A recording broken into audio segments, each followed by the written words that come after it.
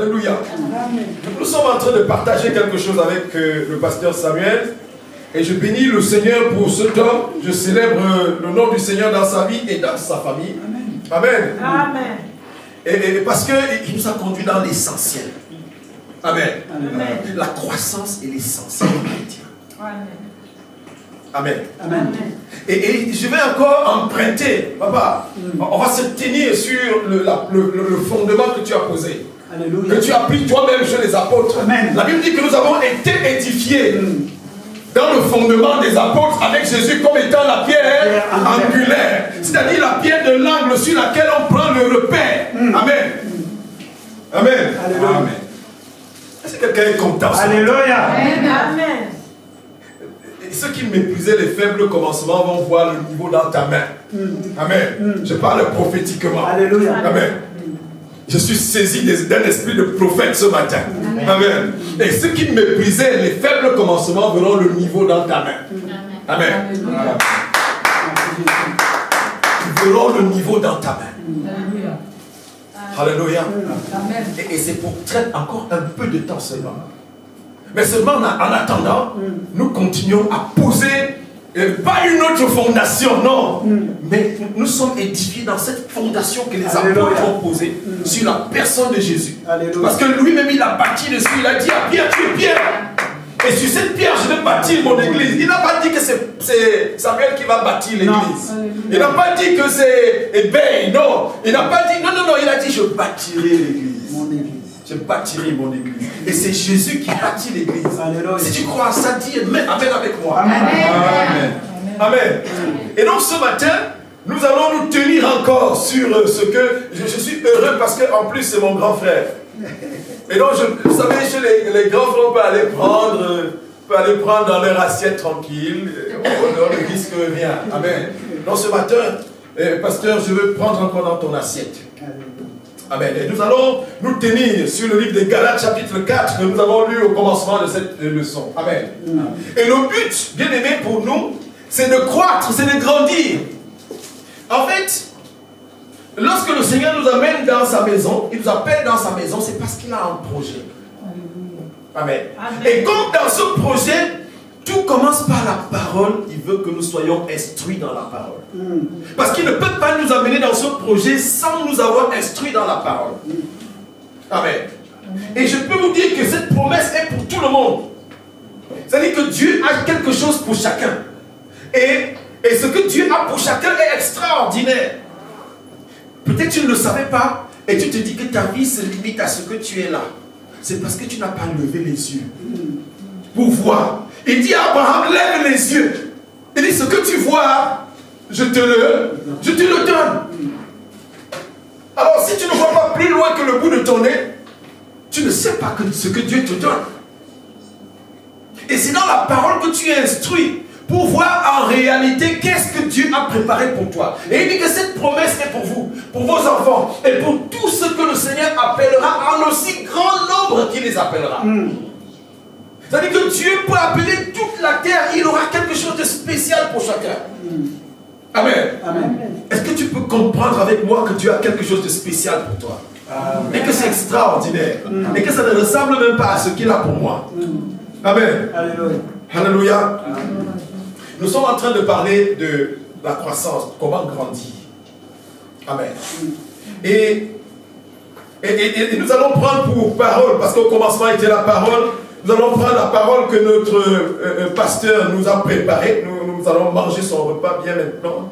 Et il nous a préparé le livre de Galates au chapitre 4. Amen. Il nous a dit, en lisant la parole, ce n'était pas sa parole à lui, en lisant la parole, il a dit, or, au verset 1 du chapitre 4 de Galates, or, aussi longtemps que l'héritier est un enfant, je dis qu'il ne diffère en rien de l'esclave. Il leur rappelle, il dit, je dis, aussi longtemps que l'héritier est un enfant, je dis qu'il ne diffère en rien de l'esclave, quoi qu'il soit le maître de tout. Amen. Quoi qu'il soit le maître de tout. Alléluia. L'héritier, tant qu'il demeure un enfant, et ne peut pas posséder l'héritage. Parce que les enfants n'héritent pas. Amen. Alléluia. Les enfants n'héritent pas, c'est ce que le pasteur nous a dit. Mais c'est quand un enfant est devenu grand qu'on va commencer à lui montrer les legs de son père. C'est ce que ton père a laissé. Ton père avait aussi laissé ça. Cet immeuble-là, c'est aussi ton père qui l'a laissé.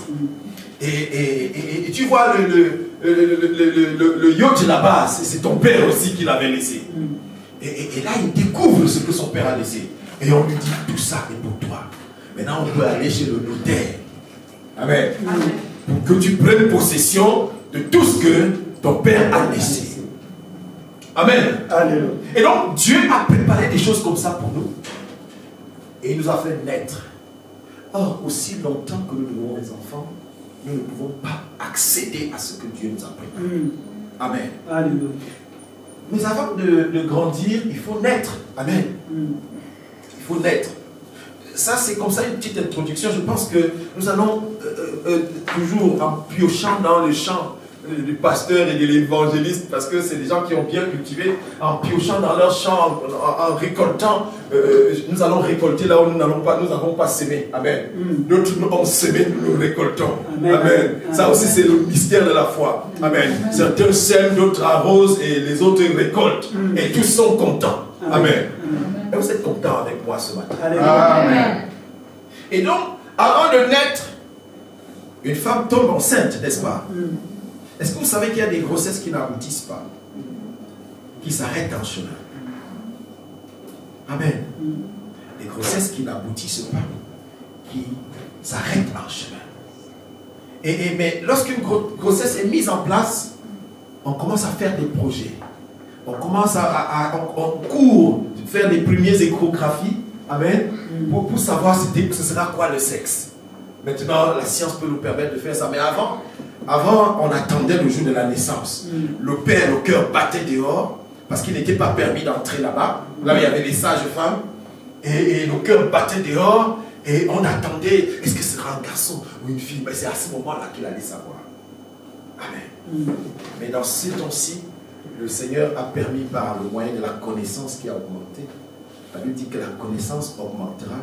Et lorsque la connaissance augmente dans tous les domaines, je dis tous les domaines, dans l'aviation, dans l'aéronautique, dans tout ce que... C'est pour converger vers la connaissance de Dieu. Amen. Amen. Et Dieu a fait des choses comme ça. Même la science, les progrès de la science, c'est pour enfin démontrer la puissance de Dieu. Alléluia. Amen. Alléluia. C'est pour ça que la science sans conscience ruine l'âme. Et ne ruine pas seulement l'âme, elle ruine la vie. Amen. Et donc, avant de grandir, il faut naître. Amen. Et quand on est né, pour grandir, il faut manger. On nous a appris que pour bien grandir, il faut manger 5 fruits et légumes par jour, manger moins salé, moins sucré et boire beaucoup d'eau. Amen. Autant cela est valable dans la vie normale, autant cela est aussi valable dans la vie spirituelle. Alléluia.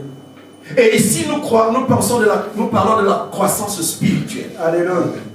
La croissance spirituelle, elle est assujettie à un certain fonctionnement. Elle pose sa base, sa fondation sur une certaine nutrition. Parce que pour qu'un enfant grandisse, il lui faut une nutrition adaptée. Il faut de la vaccination. Et il faut, dès qu'on a vacciné, il y a les programmes élargis de vaccination. Et les mamans, les programmes, est-ce qu'il a pris tous ces vaccins? Est-ce qu'il a pris... Les vaccins, c'est pour constituer comme ça là, une clôture, une barrière tout autour de lui pour le protéger dans la santé. Et de même, spirituellement, nous avons besoin d'être vaccinés dans le Seigneur. Alléluia. Amen. Nous avons besoin d'une clôture comme ça qui nous entoure pour nous protéger contre les germes extérieurs. Et lorsque le pasteur nous a lu dans le livre de Actes chapitre 20, il a dit, lorsque Paul disait au revoir aux disciples, aux apôtres, il leur a dit, je sais qu'après moi, il va s'introduire parmi vous. Des gens qui vont enseigner des choses pernicieuses pour entraîner quelques-uns. Leur but, dans leur enseignement, ce sera d'entraîner les gens dehors. Amen. Amen. Et seulement, je veux que vous restiez et que vous persévériez. Amen. Dans l'enseignement des apôtres, dans la fraction du pain, dans la prière. Amen. Ces choses sont utiles pour la croissance spirituelle. Et donc, lorsque nous voulons croître spirituellement, il faut d'abord naître spirituellement. Jésus-Christ est en train de dire à Nicodème, si un homme est né de nouveau, il ne peut pas voir même. Il ne peut pas voir le royaume des cieux s'il n'est pas né de nouveau. Alors, il y a dans la maison du Seigneur des gens qui ne sont pas nés de nouveau. Est-ce que tu es né de nouveau ce matin? Est-ce que tu as confessé Christ? Est-ce que tu l'as reçu comme Seigneur et Sauveur? Est-ce que ce n'est plus toi qui vis, mais c'est Christ qui vit en toi? Parce qu'en réalité, la croissance est le fait de Christ qui vit en toi et qui croit. La Bible dit que Jésus-Christ croissait en stature, en sagesse et en grâce devant Dieu et devant les hommes. Et c'est lui qui te fait croître en réalité. Alléluia. Est-ce que c'est la vérité? Quand Christ est en toi, ce n'est plus toi qui vis. Non, ce n'est plus toi qui crois, mais c'est Christ qui croit en toi. Amen. Il continue de croître en toi. Si et seulement si tu l'as reçu. Alléluia. Et si tu l'as vraiment bien reçu. Et s'il est bien en place dans ton cœur. S'il occupe la place qu'il faut. Amen, amen, amen. Amen. Et tu dois donc croître en ce moment. Et la croissance sera liée à beaucoup de facteurs. Et la croissance sera liée à beaucoup de facteurs. Et nous avons vu que le premier facteur sur lequel la croissance spirituelle est liée, c'est la parole. Alléluia. Amen. Amen. Et il nous a dit qu'au commencement était la parole. La parole était avec Dieu, elle était Dieu. Toutes choses ont été faites par elle. Et rien de ce qui a été fait n'a été fait sans elle. N'est-ce pas, papa? Est-ce que c'est la vérité? Rien ne se fait sans la parole. Rien ne se fait sans la parole. Alléluia. Alors toi qui ne veux pas lire la parole, comment tu veux croître? Alléluia. Comment tu veux grandir? Tu veux grandir par le commérage. Peut-être parce que les gens viendront te dire ce qui n'est pas écrit. Et tu croiras parce que tu ne sais pas ce qui est écrit. Vous savez, lorsque tout à l'heure, le Saint-Esprit a conduit, le pasteur nous a dit que le Saint-Esprit a conduit Jésus-Christ dans le désert après 40 jours de jeûne. Le Saint-Esprit l'a conduit dans le désert et c'est quelqu'un qui s'est amené. Et ce quelqu'un qui s'est amené, il connaît très bien la parole. Imaginez-vous qu'il était en face de quelqu'un qui ne connaît pas la parole. Il allait lui faire ce qu'il a fait à Ève dans le jardin. C'est à cause de ce que Ève n'était pas bâtie dans la parole. Elle n'était pas enracinée dans la parole. Qu'aujourd'hui nous sommes là. Elle connaissait la parole, mais elle n'était pas enracinée. Dieu a-t-il réellement dit? Oui, Dieu nous a dit que. Mais tu ne suis pas enraciné dedans. Amen. Amen. Donc connaître la parole seulement ne suffit pas.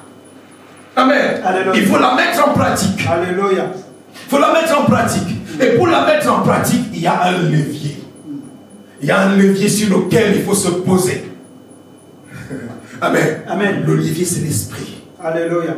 L'esprit. L'esprit. C'est lui l'enseignant.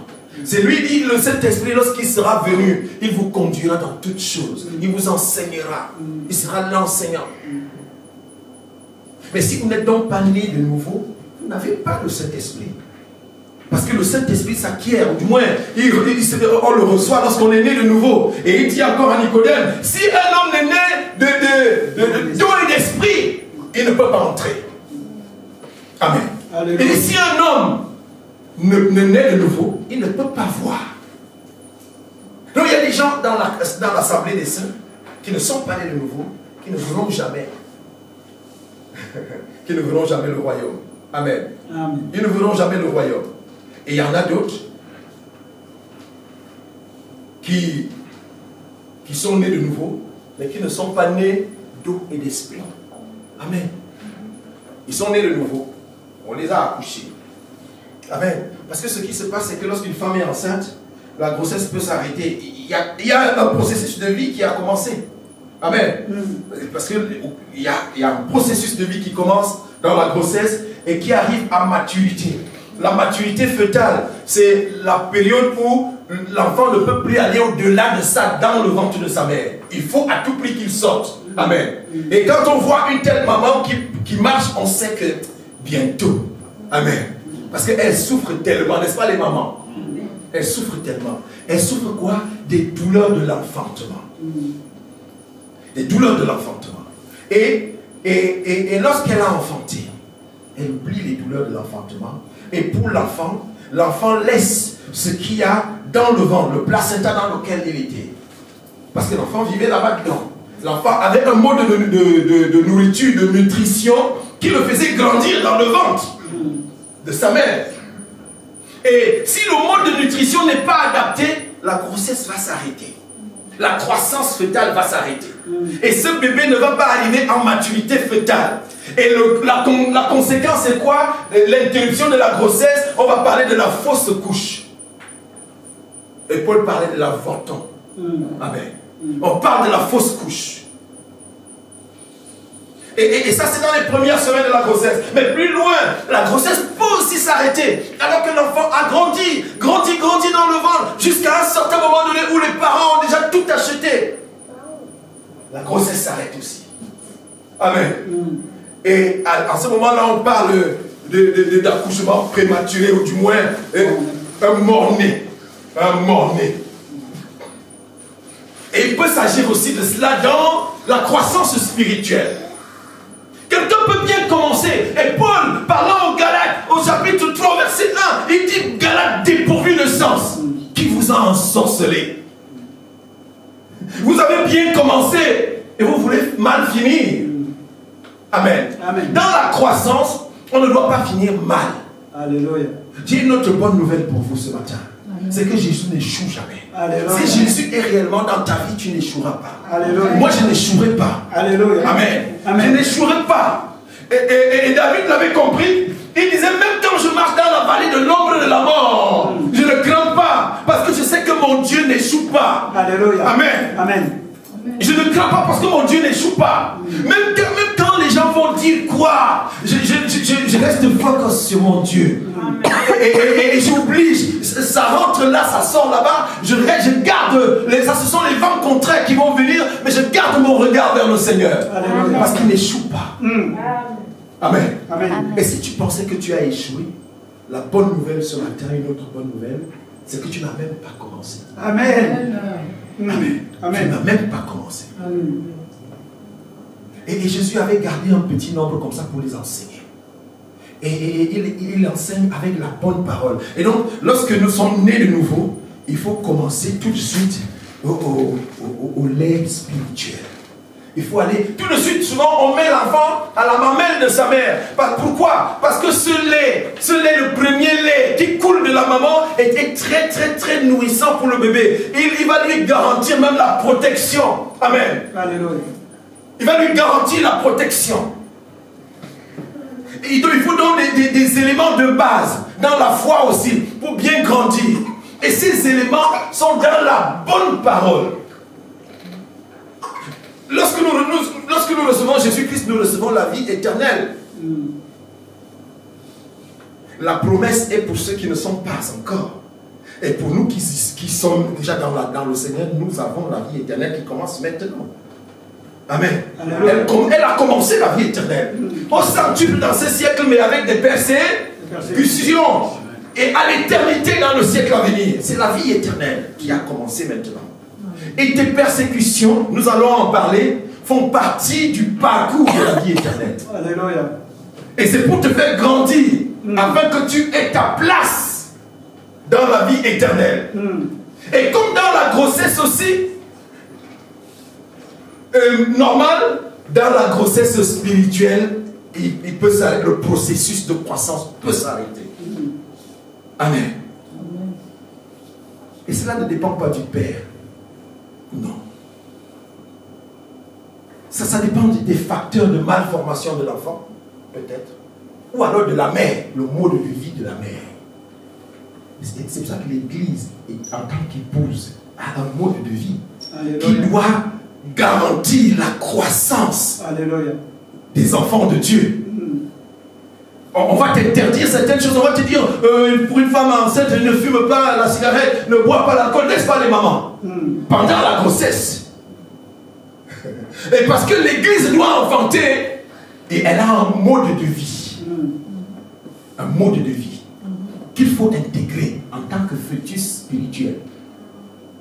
Parce que le fœtus spirituel est connecté à la mère par le cordon ombilical. Et le cordon ombilical qui nous connecte ici, c'est le Saint-Esprit. Alléluia. Amen. Alléluia. Ça, ce sont les prémices de la connaissance de Dieu. Lorsque Jésus-Christ fait la prière sacerdotale dans le livre de Jean chapitre 17, verset 3, il dit une chose particulière. À partir du verset 1, il dit, Père, il lève la Bible, dit qu'il lève les yeux au ciel, il prie, il dit, Père, honore ton Fils afin que ton Fils t'honore, selon que tu as donné le pouvoir sur toute chair, afin qu'il accorde la vie éternelle à tout ce que tu lui as donné. Or, la vie éternelle, c'est qu'ils te connaissent, toi le seul vrai Dieu, et qu'ils connaissent qui ton Fils que tu as envoyé. Amen. Et pour rester dans cette connaissance, c'est la parole. Alléluia. La bonne parole. Et parce qu'il y a dans la parole aussi l'ivraie qui est vraisemblablement semblable à la bonne, mais c'est la fausse. Alléluia. Et c'est elle qui détourne. Et quand vous voyez les gens partir, ils ont été détournés de la bonne parole. Parce que la bonne parole, très peu la supportent. Amen. Alléluia. Très peu. Il y a des bébés qui refusent le lait de leur mère. Ils veulent le lait artificiel, chimique. C'est bien dosé, c'est plus dosé. Chez maman, là, ça ne va pas. Alors que pour chaque maman, pour chaque bébé qui est directement lié à sa mère, les nutriments du sein de sa mère lui sont adaptés spécifiquement. Amen. Il y a des bébés qui refusent ça. Après, il va falloir entourer ces bébés-là d'autres protections, une autre. Heureusement que la science a encore fait des évolutions. On a fait le plan élargi de vaccination. Ils vont bien le vacciner parce qu'il n'a pas été nourri bien par le sein maternel qui donne les nutriments nécessaires. Nous ne sommes pas à la maternité. Revenons à l'église. Amen. Alléluia. Et dans la croissance, il faut naître. Et quand on est né, il faut suivre un processus. Il faut les bases de la connaissance de la parole de Dieu. Connaître Dieu. Qui est Dieu? Parce que quand on ne connaît pas Dieu, on avance comme ça. On croit que Dieu est un homme. Et qu'on peut se passer de lui. On n'a pas besoin de lui. Amen. Alléluia. On ne sait pas que Dieu est le créateur de tout l'univers. Et qu'il est même au-dessus de l'univers. Et que l'univers est dans sa main. Quand nous chantons le cantique, l'univers est dans ta main. Et oui, il peut en faire ce qu'il veut. Et dans l'Apocalypse, la Bible me dit que le ciel, les premiers cieux et la première terre avaient disparu. Ils sont partis où? Ils sont partis où comme ça? Il y avait des nouveaux. Un nouveau ciel, une nouvelle terre. Dieu avait fait disparaître. Et donc tu es grand. Il faut le connaître. Amen. Et la parole va donc nous amener petit à petit à connaître Dieu. À connaître Dieu. C'est parce que Dieu est dans sa parole. Et la Bible dit que personne n'a jamais vu Dieu. Et c'est le Fils unique venu du Père qui nous l'a fait connaître. Amen. Alléluia. Et donc, Dieu, nous devons apprendre à le connaître. Et nous apprenons à le connaître par sa parole. Et dans cette parole, dans le livre de Jean chapitre 1, il dit que cette parole, à ceux qui l'ont reçue, elle donne un pouvoir. Amen. Ceux qui reçoivent la parole, ils reçoivent le pouvoir aussi. Et c'est ce pouvoir qui nous garantit, parce que quand quelqu'un a un pouvoir, on ne peut rien contre lui. Amen. On ne peut rien contre toi si tu as un pouvoir. Et c'est pour ça que les gens dans le monde maintenant cherchent des pouvoirs ailleurs. Parce qu'ils vont chez les charlatans, parce que les charlatans, le diable, c'est du tic-au-tac, voilà, du tic-au-tac. Voilà. Mais après, ça finit mal. Ça marche, mais sauf que ça va mal finir. Amen. Ça marche maintenant, mais sauf que ça va mal finir. Mais Dieu nous garantit une bonne fin. Alléluia. Une bonne fin, une fin heureuse. La Bible dit mieux vaut la fin d'une chose que son commencement. Amen. Amen. Et donc il y a des gens qui ne veulent pas souffrir. Ils ne veulent pas souffrir. Oh non, non, non, moi je veux aller dans un endroit tranquille, tranquille, une petite vie tranquille, tranquille. Ça n'existe pas. La vie tranquille, ça n'existe pas. Ça, c'est ce que la Bible nous promet au ciel, où nous vivrons tranquilles. Mais l'homme vivait tranquille dans le jardin d'Éden jusqu'à ce que Satan arrive et qu'il prenne la place de l'homme. Et dans le livre d'Apocalypse chapitre 12, là-bas, il dit malheur à la terre et à la mer parce qu'il est descendu vers vous, animé d'une grande colère. Mais quand il se présente, il ne se présente pas comme un homme en colère. Non, non. Il vient avec la ruse. Amen. Alléluia. Et il a introduit à l'église de faux apôtres qui distillent la fausse nouvelle, qui entraîne les gens à la dérive. Amen. Alléluia. Et c'est pour ça qu'il faut connaître la parole. Il faut donc lire la parole. Dans le livre de Psaume, Paul disait, David, pardon, il disait, ta parole est une lampe à mes pieds. Une lampe à mes pieds. Et c'est à travers la parole que nous commençons à comprendre, que nous commençons à voir clair. C'est la parole qui nous fait voir clair. La bonne parole, pas la parole distillée, pas la parole fausse. Dans le livre de Psaume 119, et dans tout ce psaume d'ailleurs le plus long des psaumes, Psaume 119 au verset 105, il dit, ta parole est une lampe à mes pieds, une lumière sur mon sentier. Et c'est cette lumière-là qui est venue dans le livre de Jean chapitre 1. Elle était dans le monde ne l'a pas reçue. Elle est venue parmi les siens, ils ne l'ont pas reconnue. Et à ceux qui l'ont reçue, à chaque personne qui reçoit la parole, tu reçois le pouvoir aussi. J'allais dire, nous nous amusons. Ce n'est pas une blague que nous faisons. Parce que parfois, nous n'avons pas dormi. Chaque matin, nous sortons un peu de paroles comme ça que nous envoyons du lundi au vendredi. Et beaucoup s'amusent à ne pas lire. Il y a même une sœur qui m'avait dit, je n'ai pas le temps de lire les messages. Frère, je ne t'envoie pas les messages d'amour. Et même, je t'envoie la parole qui va te garantir. Amen. Et tu ne me fais pas du mal à moi, tu te fais du mal à toi-même de ne pas la lire. Parce que ce n'est que la parole de Dieu et rien d'autre. Et sans cette parole, l'Esprit dit qu'il y a beaucoup de gens qui ne lisent pas leur Bible. Quand ils rentrent, ils posent la Bible, ils se laissent entraîner par les soucis de la vie. Et le travail, commence à chercher le travail. Maintenant, c'est les soldes. On est de magasin en magasin. Après les soldes, on est fatigué. Quand on rentre, on mange le foufou et on est fatigué, on dort. Amen. Personne ne dit. Comment tu veux grandir? Tu veux grandir avec le commérage. Ce qu'on a dit, il semble que. J'ai appris que. Mais ça, ce n'est pas l'enseignement. L'enseignement, c'est ça la parole. Et la parole, il faut la lire. Et quand tu l'as lu, et que tu es maintenant assis dans les Écritures, versé dans les Écritures, il te faut encore l'Esprit. Et même quand tu as même l'Esprit, il te faut l'humilité. Alléluia. Il te faut l'humilité. Comme Apollos, la Bible dit dans le livre des Actes chapitre 18, je crois au verset 24 là-bas, il dit que Apollos était venu, on va lire ça.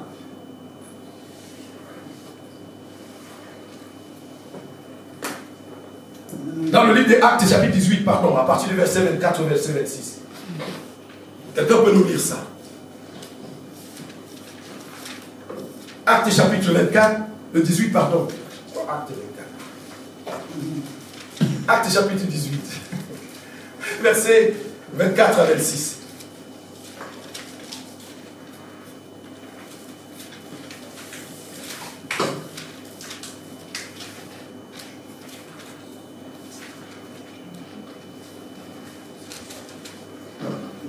S'il te plaît. Un juif nommé Apollos, originaire d'Alexandrie, était arrivé à Éphèse. C'était un homme très éloquent qui connaissait très bien les Écritures. Verset 25. Il avait été instruit de la voix du Seigneur et parlait avec enthousiasme de Jésus. L'enseignement qu'il apportait sur lui était d'une grande exactitude, mais il ne connaissait que le baptême des gens. Il s'est mis donc à parler avec assurance dans la synagogue. Quand Priscille et Aquilas l'eurent entendu, ils les prirent avec eux et lui expliquèrent plus précisément la voix de Dieu. Comme il avait l'intention de se rendre à Achaïe, les frères l'encouragèrent vivement et écrivirent aux disciples de Corinthe de lui faire bon accueil.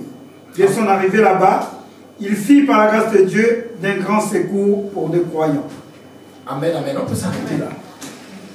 Du verset 26 au 24 au verset 26, et on voit un juif qui vient d'Alexandrie. La Bible l'appelle, elle le dit qu'il s'appelait Apollos. Et Apollos était un homme éloquent. Il parlait très bien. En plus, il était versé dans les Écritures, donc il connaissait très bien les versets. Amen. Et il est venu à Éphèse, et on rappelle qu'il était très instruit. Il était très instruit. Du rôle de son instruction, il enseignait, il annonçait, il enseignait avec exactitude. C'était exact ce qu'il disait. Amen. Amen. Mais, l'ayant écouté, il y avait Aquilas et Priscille. Pas Priscilla et Aquilas, parce que ces deux-là étaient morts déjà. Mais Aquilas et Priscille, amen, qui étaient là et qui étaient les anciens dans l'église. Et qui l'ont écouté, se sont rendus compte que bien qu'il y a l'exactitude à lui, bien qu'il connaît la parole de Dieu, bien qu'il connaît les versets, bien qu'il soit instruit, il lui manque quelque chose. L'expérience des anciens. L'expérience des anciens va vous permettre de croître. Alléluia. Amen. L'expérience des anciens. Paul est en train de parler à Timothée. Paul parle à Timothée et il lui donne son expérience. Il dit que comme moi, souffre avec moi. Comme moi. Il lui montre à chaque fois. Il dit, il souffre avec moi. Et Timothée savait ce que Paul a souffert. Pour le suivre comme ça, il fallait une bonne dose de courage. Amen. Amen. Et dans la croissance, il faut le courage aussi. Amen. Il faut le courage de braver les ondits, de braver, parce que Satan va venir avec les vents contraires pour te faire ratatiner, pour te faire devenir nain spirituel. La Bible dit que les apôtres persévéraient dans l'enseignement, dans la fraction du pain et dans les prières. Amen. Mais un frère qui ne vient pas dans l'optique de prier, dans l'optique de parler mal du pasteur, il ne t'enseigne pas. Il met la haine dans ton cœur. Il met une semence, il met des livrets. Parce que la Bible dit que l'amour, et vous voyez, Paul, quand nous avons lu dans le livre de 1 Corinthiens chapitre 13 au verset 11, il dit que quand il était un enfant, donc il n'était pas héritier, il ne pouvait pas hériter, il était encore un enfant. Ici, il faut noter que Paul ne nous parle pas de sa période d'enfance, de sa période juvénile, non. Il nous parle de son enfance spirituelle. Alléluia. Amen. Il dit que quand il était un enfant, il parlait comme un enfant, il réfléchissait comme un enfant, il agissait même un enfant. Comme un enfant, à ce moment-là, il pouvait livrer encore les gens à Satan. Souvenez-vous, chez les Corinthiens, il dit que quand tel homme soit livré à Satan pour la destruction de sa chair. Paul, tu n'es pas allé trop loin là. Amen. Il parlait là comme un enfant. Mais quand on voit Paul plus loin, il a raison de dire qu'il parlait comme un enfant. Maintenant, il dit à Timothée, il donne des conseils, dit aux gens de reprendre doucement, avec douceur. Paul, quelque chose s'est passé. Amen. Ce qui était de l'enfant a fini par passer. Paul commence à dire aux gens, maintenant, reprenez doucement, avec patience, en faisant toi-même attention. Amen. Parce que personne n'est épargné par cette histoire. En faisant toi-même attention. Amen. Et Paul est en train de parler à Timothée. Il est en train de lui dire de reprendre avec douceur. Dans 2 Timothée chapitre 2 verset 4, verset 24 à 25. 2 Timothée chapitre 2 verset 24 à 25. Il est en train de lui parler. Il dit, oh, il ne faut pas qu'un serviteur du Seigneur ait des querelles. Et il a grandi. Il dit de parler doucement. On se rappelle que Paul avait quand même rabroué Pierre sévèrement en public. Amen. Sévèrement en public. Mais ce Paul-là a changé, il n'est plus le même. Paul est maintenant un homme doux à la fin. Et c'est ça le principe de la croissance. Que votre douceur soit connue de tous les hommes. assez violent que vous étiez hier, d'intempérant que vous étiez hier, que vous soyez transformé par le renouvellement de l'intelligence. Une intelligence renouvelée. Alléluia. La croissance. Amen. Alléluia. La croissance, Paul a changé. Il ne livre plus les gens à Satan. Amen. Maintenant, il demande, il dit même l'adversaire de le raisonner avec douceur. Dans l'espérance que lui aussi, il hérite de la vie éternelle. Alléluia. Amen. Et c'est ça l'évangile. Et c'est ça l'évangile de Jésus-Christ. La Bible dit que celui qui est en Christ est une nouvelle créature, c'est-à-dire qu'il est né de nouveau. Il est sorti du ventre de sa mère. Il est maintenant un enfant. Il doit grandir. Il est devenu une nouvelle créature. Les choses anciennes sont passées. Le placenta est resté. Et le cordon ombilical, il s'en est débarrassé. Maintenant, c'est un petit qui commence à marcher tout seul. Alléluia. Amen. Amen. Même sa maman est contente de voir qu'elle ne porte plus tout le temps. On porte plus Jolicia tout le temps. Et maintenant, elle peut marcher. Amen. Amen. Et ça nous soulage, n'est-ce pas, que le bébé marche tout seul. Amen. Et qu'il ne tombe surtout pas. Amen. Alléluia. Et la croissance spirituelle est pareille à cela. Que le bébé commence à marcher. Il commence à marcher. Et il commence à marcher. Et il commence à se tenir bien debout maintenant. Il marche bien debout. Mais toujours, la chute n'est pas imprévue. Il y a des chutes qui sont causées par des pots de mangue qu'on n'a pas vues. Il y a des chutes qui sont causées par des pierres que tu heurtes et qui t'écorchent l'orteil. Amen. Apprendre à connaître cela, et c'est par la parole qu'on le connaît. C'est la parole qui nous montre. Le navigateur maintenant qui connaît la mer, ce n'est pas parce que c'est un marabout, c'est parce qu'il a appris la mer. Il sait là où il y a le détroit de je ne sais pas trop quoi, de Gibraltar. Il sait là où il y a le triangle de Bermude. Il sait qu'il ne faut pas s'aventurer là-bas. Il faut passer par ici. Pourquoi? Parce qu'il a son carnet de navigation. Alléluia. Et notre carnet de navigation, c'est la parole. Alléluia. Et si tu ne lis pas, comment tu fais? Tu es comme quelqu'un qui avance dans les ténèbres. Parce que la parole, me dit la Bible, elle est comme une lumière. Elle est une lumière, même pas comme. Elle est une lumière. Ta parole est une lumière. Une lampe à mes pieds, une lumière sur mon sentier. Et si tu n'as pas la parole, tu avances dans les ténèbres. Et tu ne peux pas croître dans le Seigneur. Alléluia. Amen, amen, amen. Amen. Tu ne peux pas.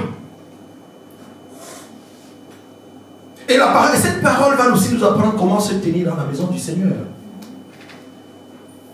Comment se tenir dans la maison du Seigneur. Comment faire face à tout ce qui va arriver. Et la Bible dit, et c'est Paul qui disait à Timothée, il lui disait, dans le livre de 1 Timothée chapitre 3, verset 14 à 15, vous savez, Paul a formé Timothée. Il appelait Timothée mon enfant. Il a vu que Timothée avait de la valeur. Il a demandé de l'amener avec lui. Et lorsqu'il a amené Timothée avec lui, il a commencé à lui donner de la matière pour que Timothée devienne un homme fait. Un homme fait. Et il lui disait, je t'écris ces choses afin que si je tarde, je veux venir là-bas te voir, mais au cas où je tarde, je t'écris ces choses avec l'espérance d'aller bientôt vers toi. Mais afin que tu saches, si je tarde, comment il faut se conduire dans la maison de Dieu, qui est l'église du Dieu vivant. Et il finit, il dit que c'est la colonne et l'appui de la vérité. Alléluia. Amen. Alléluia. La croissance se fait dans la parole, dans la vérité. Alléluia. Dans la vérité, la parole de vérité. Savoir comment se tenir. Comment se tenir face aux situations, quand telle situation vient. Comment il faut se tenir. À l'époque, on avait les faiseurs des disciples. Et les faiseurs des disciples nous poussaient à des situations extrêmes. Comme les policiers, comme les militaires. Quand on forme un militaire, on le pousse à des situations extrêmes. On le met devant des cas pratiques qui ressemblent à des... Il va essayer de désamorcer des bombes. Il va essayer... On l'amène même là-bas dans la forêt, dans l'Amazonie. Là, il y a les anacondas, les pitons, les jaguars. Amen. Alléluia. Et ils dorment dans la jungle. Est-ce que quelqu'un a vu ça à la télé? Et quand un homme sort de là, il est un homme fait. Il peut aller en Afghanistan. Amen. Et il y va avec joie. Et tu te demandes, mais comment il va à la guerre, mais il est joyeux. Mais parce qu'il a subi pire encore. Et donc, le pire va arriver. Pourquoi? Et Dieu laisse. Nous avons lu, lorsque nous avons lu la parabole de l'ivraie, nous avons vu qu'un homme a semé la bonne semence. C'est Dieu qui a semé la bonne semence en Christ notre Seigneur, en nous le donnant comme Seigneur et Sauveur. Et Christ est venu en nous. Et pendant que nous étions en train de dormir tranquille, la vie tranquille là, quand nous étions en train de dormir, l'ivraie est venu. Quelqu'un est venu s'aimer l'ivraie. Et Jude nous dit qu'il s'est glissé parmi vous. Des hommes dont la condamnation est écrite depuis longtemps. Et il dit dans la parabole de l'ivraie de laisser croire. Parce que les serviteurs lui ont demandé, est-ce que tu veux qu'on aille arracher? De peur qu'en arrachant l'ivraie, vous arrachez aussi la bonne semence. Parce que l'ivraie grandit souvent plus vite que la bonne semence. Amen. Mais on reconnaît l'ivraie n'a pas de fruit parce qu'elle ne porte pas de fruit. Et facilement vous allez savoir qui est l'ivraie et c'est à la fin. Amen. C'est pour ça que la fin d'une chose vaut mieux que son commencement. Et il est donc nécessaire que nous puissions nous enraciner à la parole, à la bonne parole. À la bonne parole. Et dans le respect. La Bible nous dit que Jésus-Christ croissait. Jésus-Christ croissait en stature, en sagesse et en grâce. Il croissait aussi.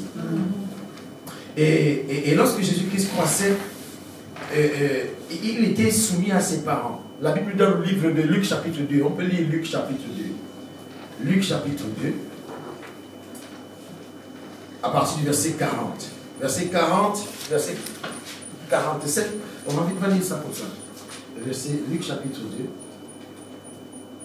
Verset 40.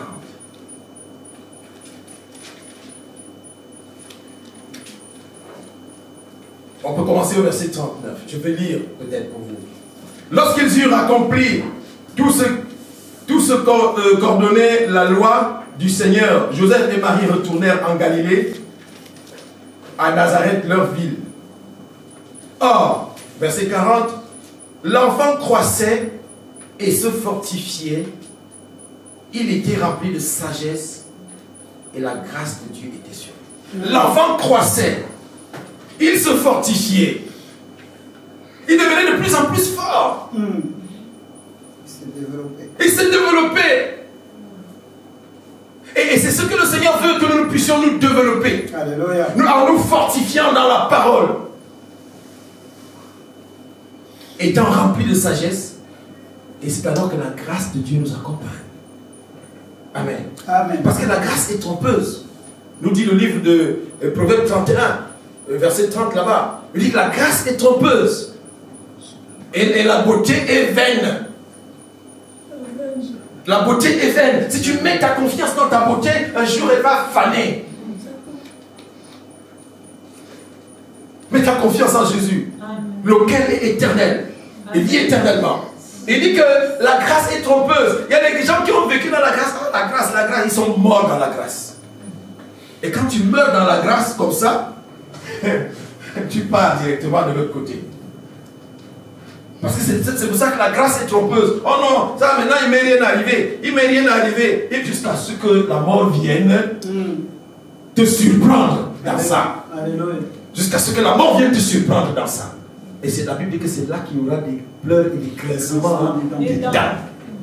Parce que ce jugement-là est sans appel. La Bible dit qu'il est donné à l'homme de mourir une seule fois, après quoi vient le jugement. Il n'y a pas de purgatoire. Il n'y en a pas. Il n'y a pas un endroit où on va vous préparer à... Non, c'est terminé. Il y a un endroit d'attente. Dans la parabole du mauvais riche et du pauvre Lazare, on a vu le pauvre Lazare tranquille dans le sein d'Abraham. Et le mauvais riche attendant le feu éternel déjà dans le lieu de tourment. Amen. Alléluia. Et ça, ce n'est pas quelqu'un qui va t'apprendre ça sans la parole. Il faut que tu sois dans la parole. L'enfant croissait. Et dans le verset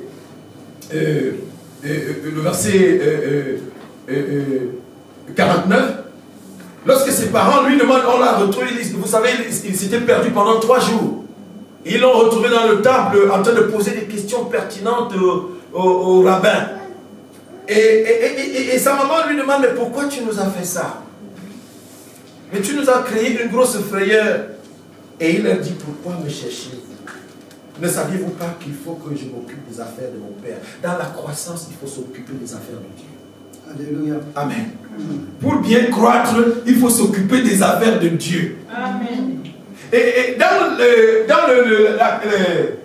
le bateau de Jonas, lorsque Jonas fuyait pour aller, il fuyait Ninive pour aller à Tarsis, il dormait dans le fond de la cale. Mais pendant que tout le monde priait, tout le monde était en train de s'occuper des affaires de son Dieu pour essayer de sauver le bateau qui était en train de flancher, on vient de trouver quelqu'un qui dort gaillardement, la vie tranquille. Il menait un train tranquille dans le fond de la cave alors que le bateau est menacé.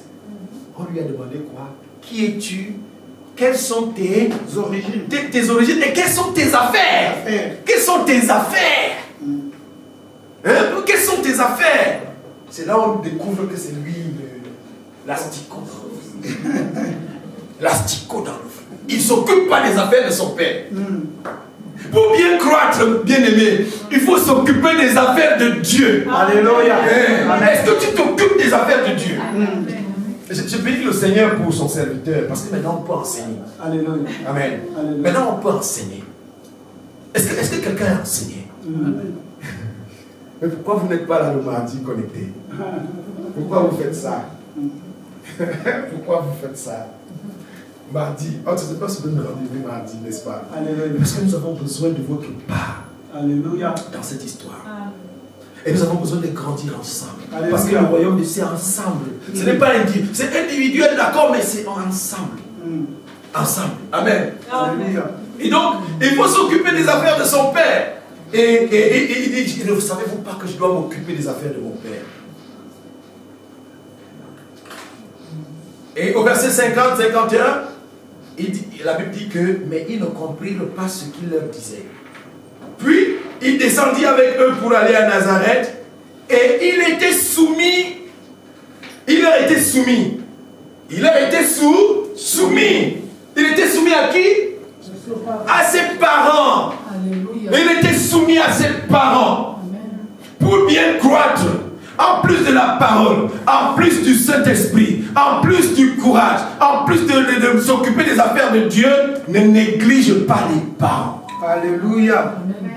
C'est dans ça que Jésus-Christ croissait. Il croissait aussi dans le respect des parents. Et c'est un malheur pour un père de pleurer.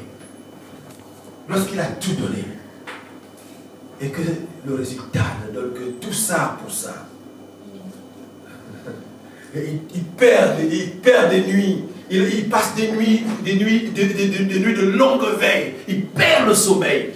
Il attrape l'hypertension. Parfois, ce sont les enfants qui donnent même l'hypertension aux parents. Ils deviennent addicts au sucre. Ils commencent à manger le sucre parce que vous savez, c'est difficile comme ça. Ils deviennent diabétiques. C'est à cause de toi. À ce moment-là, il n'y a que peut-être le sucre qui le calme. Il mange le sucre. Le père, il angoisse.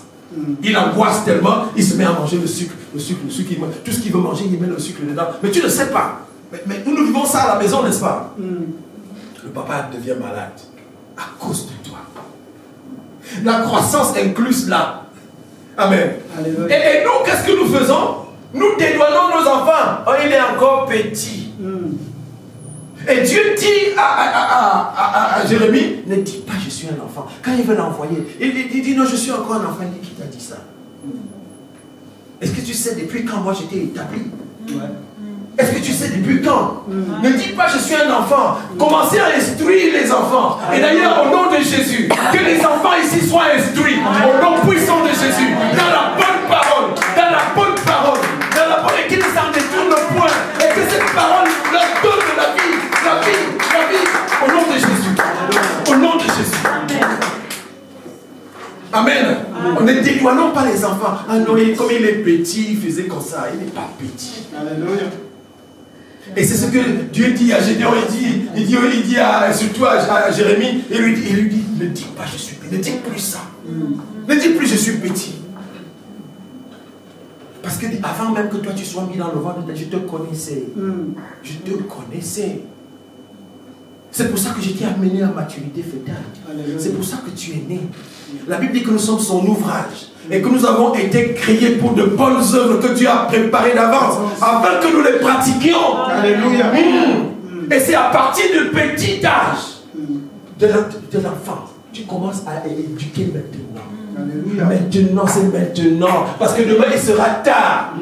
Il ne t'écoutera plus. Si tu essaies de gronder sur lui, il appelle les sociaux. Et on te le prend, on le place. Jusqu'à ce qu'il se perde là-bas et puis qu'on te le ramène perdu. Parce que là-bas, il ne va jamais réussir. Amen. Amen. Amen. Est-ce qu'on est d'accord avec ça? Amen. Est-ce qu'on peut commencer maintenant à s'intéresser aux affaires de Dieu? Alléluia. Est-ce qu'on peut s'intéresser à la parole? Parce qu'on va voir dans l'avenir, si le Seigneur nous le permet, on va voir l'expérience des anciens. L'expérience, parce que l'expérience, on apprend aussi de l'expérience des autres. On va voir des échecs, on apprend aussi des échecs, de nos propres expériences, de nos échecs. Non, j'ai glissé ici, là, ça ne peut plus se faire. Même si tu empruntes une dizaine, je ne peux plus glisser. Là, tu dis, tu mens. Amen. Et on va voir aussi ça. Et on va voir comment la souffrance peut nous faire croître aussi. Alléluia. La souffrance. Amen. Quand Paul est en train de dire à Timothée, souffre avec moi. Timothée voyait tout ce qui lui est arrivé. Dans le livre de 2 Corinthiens, chapitre 11, à partir du verset 20 là-bas, et il est en train de parler, papa.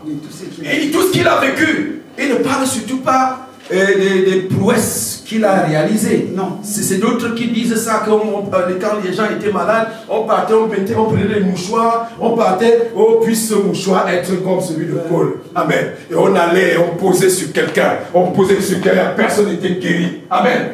Paul faisait ça. Et il ne dit pas qu'on le faisait avec lui. Et il dit à Timothée, souffre avec moi.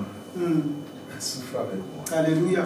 Et parce que Christ lui-même n'a pas été épargné, bien qu'il fût fils. Amen.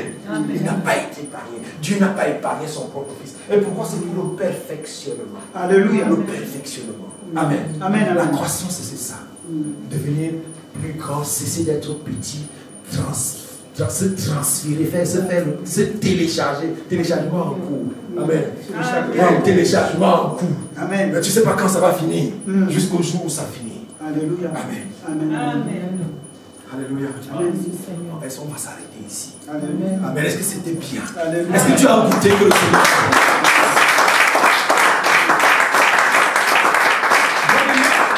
Nous ne cherchons pas à vous émouvoir. Dieu n'est pas dans l'émotion. Dieu n'est pas sentimental. Non. Non, je sens que... Non. Dieu veut que tu comprennes, que tu notes. J'espère que tu as noté. Que tu notes et que tu t'exerces. Il y a des gens, nous on aime les prédicateurs aimer mouvoir les gens. Il y avait quelque chose, j'ai senti. C'est pas ça qu'on te demande. On te demande de comprendre. Alléluia. Et de t'exercer. Ce que tu sens, on ne veut pas savoir. D'ailleurs, c'est bien si tu le sens. Mais si tu crois, encore c'est mieux. Si tu grandis, c'est encore mieux. Et si tu atteins la perfection, la Bible dit qu'il faut amener à Christ tout homme devenu parfait. Tout homme devenu parfait parce qu'on veut voir comme il faut.